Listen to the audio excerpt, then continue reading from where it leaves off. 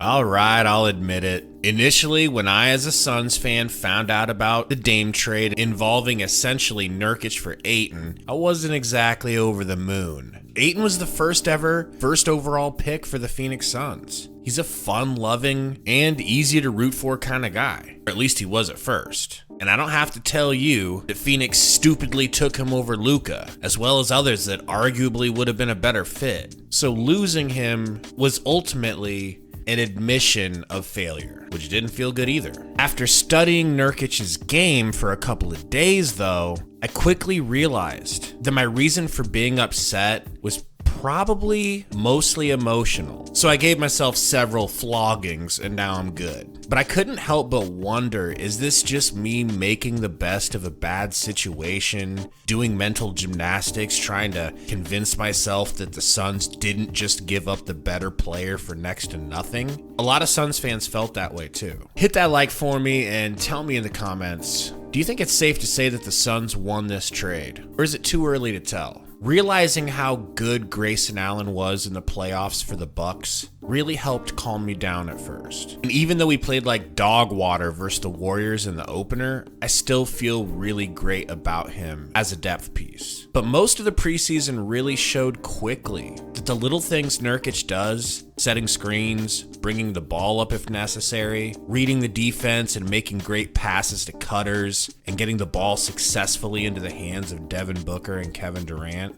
also actually catching passes. These weren't the things that the Suns were ever going to get from a very talented DeAndre Ayton, because those aren't the things that he's talented at. I'm not at all saying that he can't or won't work in Portland. In fact, I really do think he will work out. But hindsight being 2020, it just makes no sense to have a max contract center that mostly only shoots from the mid-range when he can't do it even close to as efficiently as the real stars on the team that already have max contracts. It only took one game in the regular season to prove that Nurkic is a better fit for Phoenix than Ayton, given the specific players they have and their specific skill sets. Nurk went an efficient 5 for 8 from the field, 1 for 2 from 3, 14 points, 14 rebounds, 3 assists, and a block. Really, no more and no less than exactly what Phoenix needed. And speaking of what Phoenix needed, he hit a huge layup off of a pick and roll with Devin Booker, one of Book's 3 clutch assists down the stretch. I have to say though that I fully understand that this great performance from Nurk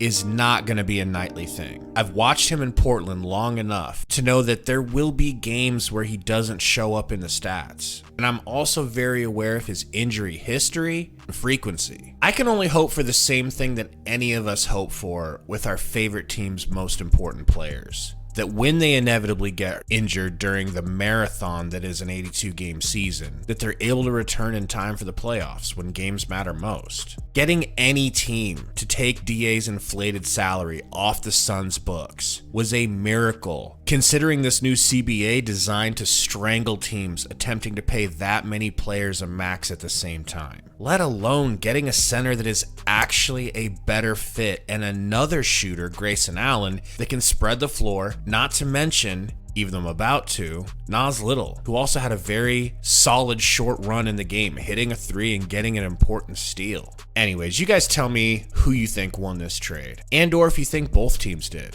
Thanks for hanging out. I'll see you guys soon.